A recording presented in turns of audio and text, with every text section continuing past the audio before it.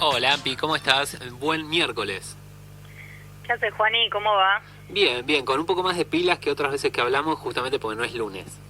Claro, mitad de semana. Sí, sí, Eh, sí. Igual ya me queda la mitad de la energía, así que tampoco me pidas mucho. Claro, lo que te resta. Estás en Claro. tu punto máximo.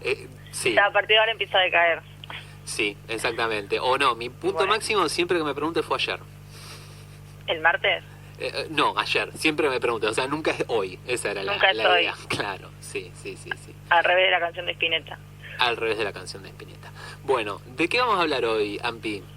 Bueno, hoy vamos a hablar de la 76ª Asamblea de la ONU, que está llevando a cabo ahora en Nueva York. Comenzó el lunes, va a durar hasta el próximo lunes. Bueno, es como para orientar a ver de qué están mirando los principales líderes mundiales, ¿no? Cuáles son los principales problemas. Ujú. Eh, Incluso el discurso de arranque para esta cumbre fue crear resiliencia a través de la esperanza. Entonces ahí ya estamos viendo que estamos complicados, así que el tema de la esperanza y de la visión a futuro es algo que se reitera Sí. por el momento, ¿no?, de debilidad y parálisis, no solamente de lo que es la pandemia, sino de la parálisis de la ONU como organismo multilateral y la ausencia de mecanismos de cooperación que se hicieron evidentes en esta pandemia. Ujú. Y también se traducen en desigualdades en el acceso a la vacuna, Sí. y también visibilizaron las inequidades económicas para enfrentar la pandemia. Los principales temas que rondaron esta cumbre hasta ahora, ¿no?, porque siguen todavía exponiendo los principales presidentes. Recordemos que esta es una modalidad híbrida. El año pasado fue una cumbre totalmente virtual. Este año ya se dio la posibilidad de asistir, así que hay alrededor de 100 presidentes, de 100 mandatarios que se encuentran exponiendo presencialmente en Nueva York. Y quien inauguró esta asamblea fue nada más y nada menos que Jair Mesías Bolsonaro. Tal vez no es el mejor representante para hablar de los efectos de la pandemia, ya que estamos hablando, ¿no?, de un negacionista. Se hizo bastante pública la foto donde estaba comiendo en la calle por no estar vacunado, no podía entrar a los restaurantes de Nueva York. Incluso tuvieron que hacer un pedido especial para que pudiera acceder a la asamblea. Bueno, y Jair lo que hizo fue un discurso más centrado en lo que es su política doméstica, ¿no?, hablando de que cuando él llegó al gobierno Brasil estaba al borde del socialismo, que las empresas se estaban fundiendo. También defendió el uso de la cloroquina, que era esta sustancia que, bueno, incluso puede llegar, hay casos que llevó a la muerte a pacientes que lo utilizaron para tratar el COVID. Y habló de la autonomía con el tema de la vacunación. Bueno, en contramano a todos los discursos de los demás presidentes, siempre polémico, pero bueno, es un discurso más centrado en su núcleo duro bolsonarista, brasilero, así que no hubo también dio números falsos sobre lo que es la deforestación en la Amazonia, que es uno de los temas principales por lo que lo acusan las primeras potencias mundiales de deforestación masiva. Ajá. Incluso contrabando y corrupción de parte de su propio ministro de Ambiente. Pero bueno, sigamos a ver qué más estuvo pasando. Bueno, y también que el día de hoy dio positivo su ministro de Salud, ¿no?, el ministro de Salud de Bolsonaro. Justo el de Salud. Bueno, justo el de Salud, Marcelo Quiroga, la hizo completa. Él, si bien estaba vacunado, no como Bolsonaro, bueno, a pesar de eso dio positivo. Después también, perdóname, es el tercer o cuarto ministro de Salud en lo que va de la pandemia, ¿no? Sí, y hasta ahora, salvo Marcelo Quiroga, todos los ministros anteriores habían sido militares. Ninguno tenía conocimientos sobre medicina ni infectología. Bueno, después también habló Antonio Gutiérrez, que es el secretario general de la ONU, portugués. Siempre se habla en estos términos, ¿no?, de la inequidad, los problemas globales, pero lo que anunció Gutiérrez fue bastante fuerte el mensaje. Dijo que estamos al borde del abismo y que estamos viviendo un enfrentamiento entre dos potencias sin tener un claro norte de cuál va a ser el futuro a seguir o cómo va a implicar esto en el desarrollo. Como que el enfrentamiento de China y Estados Unidos está impidiendo el desarrollo productivo mundial, algo así en esos términos lo dejó entrever Gutiérrez. Y otro de los que habló y estrenó su primer discurso ante la ONU fue Biden. También atravesaron los principales temas son cambio climático, pandemia y otros temas más que tienen que ver con lo doméstico. Afganistán fue un tema también que se trató más indirectamente. Biden habló sobre el enfrentamiento con China, dijo que no buscaba una guerra fría con la primer potencia, que no quería un mundo dividido en bloques. Y dijo que ahora que estamos terminando 20 años de conflicto en Afganistán y que cerramos el periodo de guerra, abordaremos nuestras vidas a partir de la era de la diplomacia, donde vamos a aprovechar nuestro poder para invertir en las vidas de las personas y defender la democracia. Bueno, también contó que Estados Unidos, después del cambio de gobierno, ¿no?, de su nuevo gobierno, volvió a la Cumbre de París, volvió a la Organización Mundial de la Salud, y dijo que nuestro poder militar debe ser el último recurso. Vos decís, qué bueno Biden, ¿no? Qué lindo discurso. Siempre, generalmente estos discursos son políticamente correctos, no diplomáticos, valga la redundancia. Pero ¿qué pasó? El tema es que la semana pasada hubo un fuerte conflicto diplomático que involucra a China y a Europa, protagonizado por Estados Unidos, que se da a partir de la firma del Tratado AUKUS. Ajá. El Tratado AUKUS es un tratado entre Estados Unidos, el Reino Unido y Australia, es un pacto de seguridad donde se comprometieron a compartir inteligencia y tecnología en defensa, y el objetivo principal es consolidar una política de contención militar en el área del mar Indo-Pacífico, que es donde están estas tensiones con China por el territorio marítimo. Lo que hace Estados Unidos es compartirle a Australia información de tecnología para que ellos puedan crear submarinos nucleares, que es una información que hasta ahora solo había compartido con el Reino Unido, que justamente es también una tecnología que China ya tiene recontra desarrollada, pero que no está al alcance de cualquier país. Muy pocos tienen esta tecnología en defensa tan avanzada, y China lo ve claramente como una provocación en un territorio muy sensible.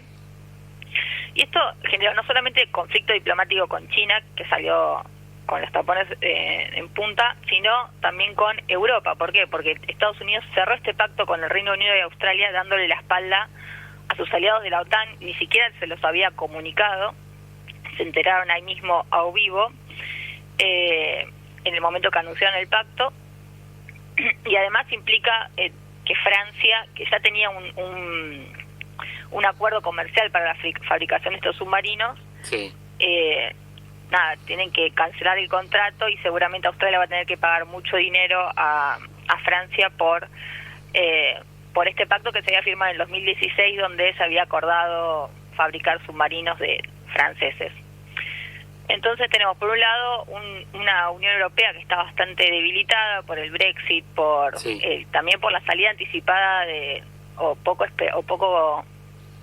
planificada de Estados Unidos en Afganistán, los cuales también no hubo buena comunicación con los socios de la OTAN. Ahora este pacto que los deja fuera los tradicionales socios militares europeos. Así que, y obviamente lo más importante es el conflicto que genera con China a nivel militar en un área, como te decía, sensible. Esto hace peligrar de que se puedan desatar cierta inestabilidad en la región. Entonces, por un lado tenemos Biden que habla de que no hay una guerra fría, que no quiere una división de bloques, pero por el otro firma de pacto militar de 50.000 millones de dólares. Así que, bueno, por el momento la escalada de conflicto parece que va disminuyendo a poco, pero este tema es bastante acuciante para lo que es la geopolítica global, más que nada porque se habla de submarinos nucleares, no de armamento nuclear dentro de los submarinos, que es algo que Estados Unidos aclaró, pero sí se está elevando como el tono de la disputa militar en el área del Indo-Pacífico. Así que, bueno, estamos observando también, después estuvo el discurso de Alberto, también centrado más que nada en lo que es la política. Con la FMI, ¿no? Muy crítico con el FMI.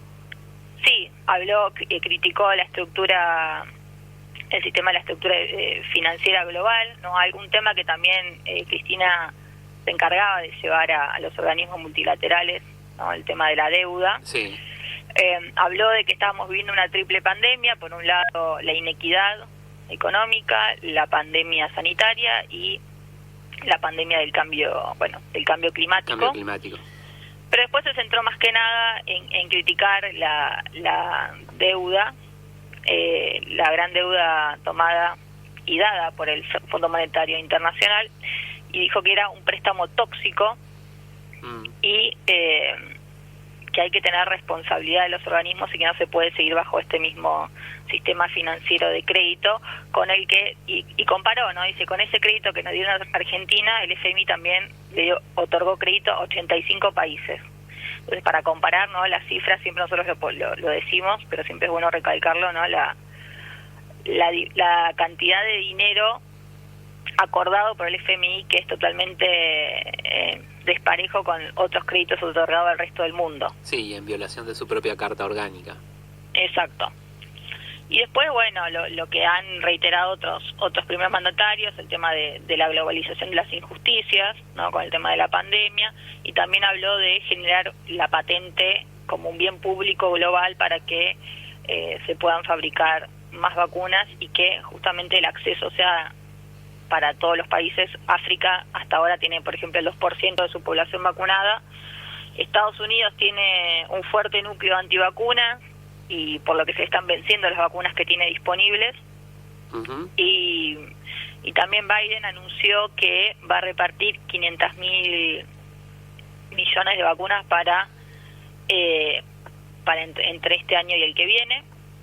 Así que se comprometió a aportar desde lo sanitario.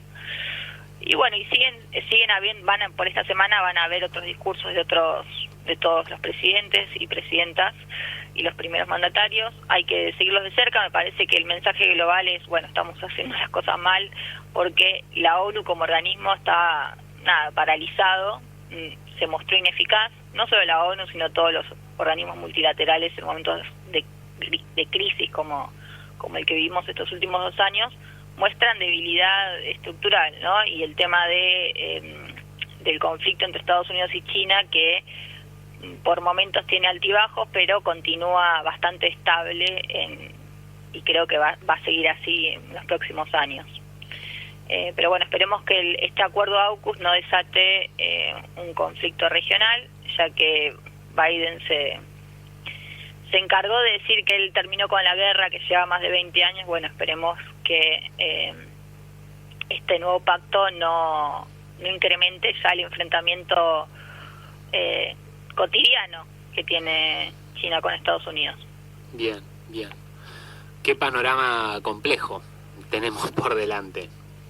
Sí, otra cuestión es que, bueno, ahora en noviembre va a ser se habló mucho del tema del cambio climático, primero sí, por el informe que salió, que es bastante preocupante, por el tema de la suba de la temperatura en los próximos 10 años, si siguen así la emisión de gases, pero también porque en noviembre va a ser la cumbre del cambio climático de la ONU en Escocia. Entonces están empezando a perfilar esos temas en la agenda de, bueno, quién va a aportar la plata para hacer esta transición verde, quién va a financiar a los países subdesarrollados para que puedan generar esta tecnología. O sea, si ni siquiera pudieron organizarse para que haya un acceso igualitario a las vacunas, ya yo veo complejo que en esta cumbre se pueda llegar realmente a los puntos necesarios, porque son encima acuerdos globales, ¿no? Entonces involucra a todos los países, obviamente China y Estados Unidos sobre todo, porque son los que más contaminación generan y que más recursos económicos tienen. Pero bueno, estamos en un mundo complejo, ¿no? También los talibanes, que dijeron que ellos querían participar en la cumbre de la ONU, por lo cual la ONU todavía no dio una respuesta al respecto. Así que estamos viviendo momentos como dijo el secretario general, estamos en el borde del abismo. Por ahí es un poco dramática la frase, pero creo que en este caso este año es bastante desierto. Pero bueno, se están poniendo sobre la mesa los principales debates, no solamente para este año, sino también para la pospandemia y cómo abordar el tema, sobre todo del cambio climático.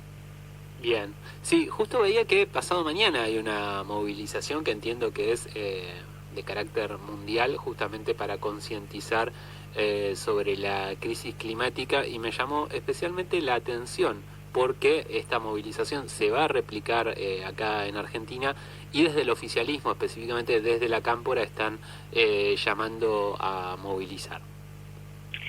Sí, es la primera vez, creo yo, que se moviliza para un tema así de interés global, ¿no? Creo que sí, pero, en ese sentido... Pero sí. Aparte marcaría la primera movilización, sacando el acto de Alberto hoy, la primera movilización luego del inicio de la pandemia.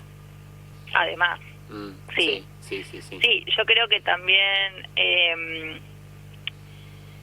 hay una cuestión de que eso es un tema, obviamente es un tema que nos debería preocupar, y es preocupante para todos y todas, sí. Pero me parece que por el contexto electoral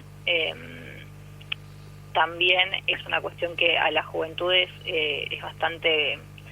que tienen más sensibilidad con estos temas, ¿no? Con el tema de los alimentos, del glifosato, del cambio climático. Creo que estar bueno incorporar nuevas temáticas a la agenda, y realmente el tema del cambio climático se están viendo las consecuencias.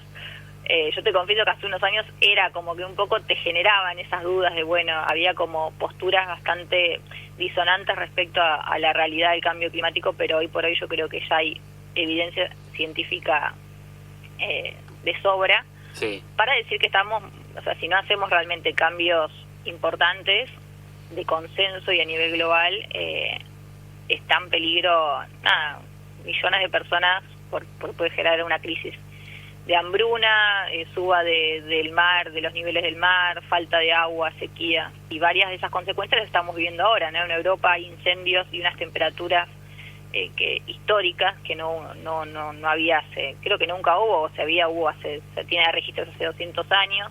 En Estados Unidos también inundaciones, y muchas de esos desastres naturales son consecuencia de los aumentos de la temperatura. Entonces ya creo que no hay demasiado tiempo como para patear el tema para adelante, sino que hay que empezar a tratarlo ahora. Pero como te digo, al ser algo de global, que justamente implica una tecnología avanzada, ¿no? La transición verde no es algo que se da automáticamente, implica mucha inversión. Claro. Y nosotros estaríamos recién en la fase 1 de la industria, o sea, fase 1 no, pero no estamos tan avanzados como para... O sea, nos faltan incluso, estamos recién levantando las pymes y las fábricas con el uso común del carbono. Entonces todavía para hacer esa transición verde implicaría mucha inversión que hoy por hoy no contamos. Entonces habría que ver qué aporte hacen los países del primer mundo a los países en subdesarrollo, y si realmente hay un compromiso real por frenar esto, o si va a quedar en la ONU como un bello discurso de la Asamblea General. Sí. Bueno, si es así, no sé qué va a pasar, porque esto pareciera ser, por lo menos por lo que uno ha escuchado en los últimos informes periodísticos, siempre con basamento científico, que no habría mucho margen de tiempo para generar un cambio, pues estamos hablando de décadas, y podremos llegar a un nivel en el que no se va a morir toda la vida en el planeta Tierra, pero digamos que básicamente va a ser inevitable para el ser humano. Sí, aproximadamente en 10 años se espera que, si seguimos con estos niveles, la temperatura aumente 3 puntos. Sí. En 10 años solamente, así que... Con todo lo que genera eso. Sí, así que, bueno, esperemos que haya cambios profundos y reales. Por lo menos ahora está, digamos, Biden está en esa línea y se posicionó como líder mundial por el cambio climático, por retroceder con este avance de la contaminación a nivel mundial, pero bueno, implica primero, sobre todo, un pacto con China. China ahora también anunció que va a dejar de financiar fábricas en el exterior. Ajá. O sea, va a dejar de dar financiamiento a las fábricas que tengan que utilicen energías tradicionales de carbono. Eso también vamos a ver cómo se aplica. Eso es un anuncio bastante importante, sí, teniendo en cuenta que China financia el 70% de las nuevas industrias del carbono. Claro. Pero bueno, vamos a ver cómo se implementa, ¿no? Espero que tampoco ahí China nos corte el financiamiento no. Para lo poco que tenemos. Entonces, por favor, no. Puede tener efectos colaterales. Bien. Entonces hay que ver cómo sigue. Bien, estaremos atentos en las próximas semanas para seguir el tema, entonces, Ampi. Dale, Bueno, estemos atentos. Un abrazo grande y gracias por sumarte con la columna en este día que era el que no te correspondía. No, a vos. Un abrazo. Abrazo grande.